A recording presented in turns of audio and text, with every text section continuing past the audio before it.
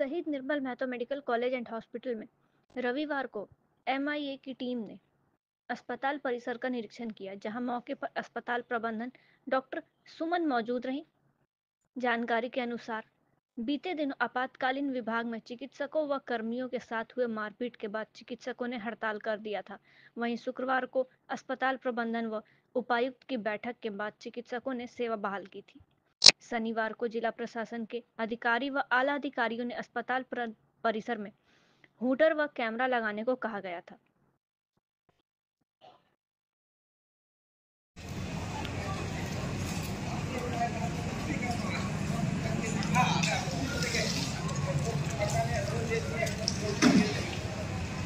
कभी ऐसा डिमांड क्यों नहीं करते? नहीं, ये तो परव्यू है एडमिनिस्ट्रेशन का। हमारा डिमांड ये है कि हमको एक सिक्योर वातावरण दिया जाए, सुरक्षित वातावरण दिया जाए, जहाँ पर भी हम अपना काम निर्बाध रूप से कर सकें। भय के वातावरण में इलाज जैसा चीज़ नहीं होगा, ये समझना प्रशासन का काम है। और हम समझते हैं कि आज के यहाँ के प्रशासनिक पदाधिकारी इसको भली भांति इससे परिचित होंगे और वो सही काम करें। आपका जो प्रश्न था, बेसिक प्रश्न था कि होमगार्ड से आप कितना सुरक्षा मुहैया करा सकते हैं। सवाल हम तो कोई ऐसा हमारा ये नहीं है कि हम यहाँ पर कुछ कर सके प्रशासनिक तौर पर।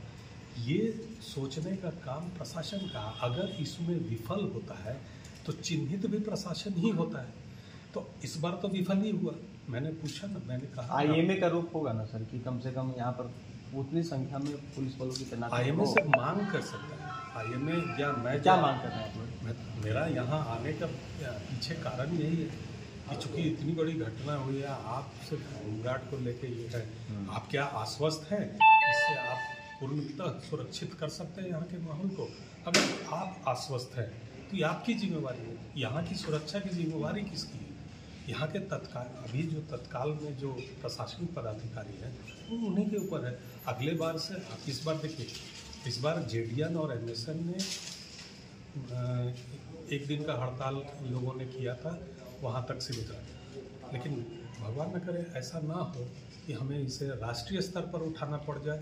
फिर तो अब अगर इस तरह की घटना की पुनरावृत्ति होती तो क्या आप लोगों का अगला मामला राष्ट्रीय हो जाएगा? मामला राष्ट्रीय हो जाएगा और मैं करूँगा राष्ट्रीय, और फिर बहुत दुखद स्थिति होगी। धन्यवाद। ये आंदोलन देशव्यापी होगा? बिल्कुल। यहाँ पर चिकित्सक एक इमरजेंसी अलार्म सिस्टम की बात कही गई थी जिस दिन उपायुक्त के साथ आप लोगों की वार्ता हुई थी। वो कहाँ तक एस्टेब्लिश हुआ है और वो कितना प्रभावकारी है अभी तक? उसका कोई डेमोन्स्ट्रेशन वगैरह हुआ है क्या? डिस्ट्रिक्ट, जैसा कि आपको पता होगा कि डिस्ट्रिक्ट एडमिनिस्ट्रेशन के साथ हमारी बैठक हुई, उसमें निर्देश जारी हुआ कि हूटर लगेगा और 360 का कैमरा लगना है उसमें, और 2 कैमरा और लगना है, एडिशनल कैमरा लगना है। तो हूटर लगा है। हूटर थोड़ा सा लगता है कि वो सिंबॉलिक लग रहा है, जैसा कि एम्बुलेंस का होता है। तो फिर फर्दर हम लोग ने डिसाइड किया है कि ये कहीं दूसरे स्टेट से मंगाना पड़ेगा, तो बहुत हाई रेंज का होगा, उसका हाई डिफिनीशन का भी होगा, हाई रेंज का होगा। वो मांग किया गया है, वो लगेगा। तो फिर वो इंस्टॉल हो जाने से उसका थोड़ा सा 500 मीटर का रेंज का होगा।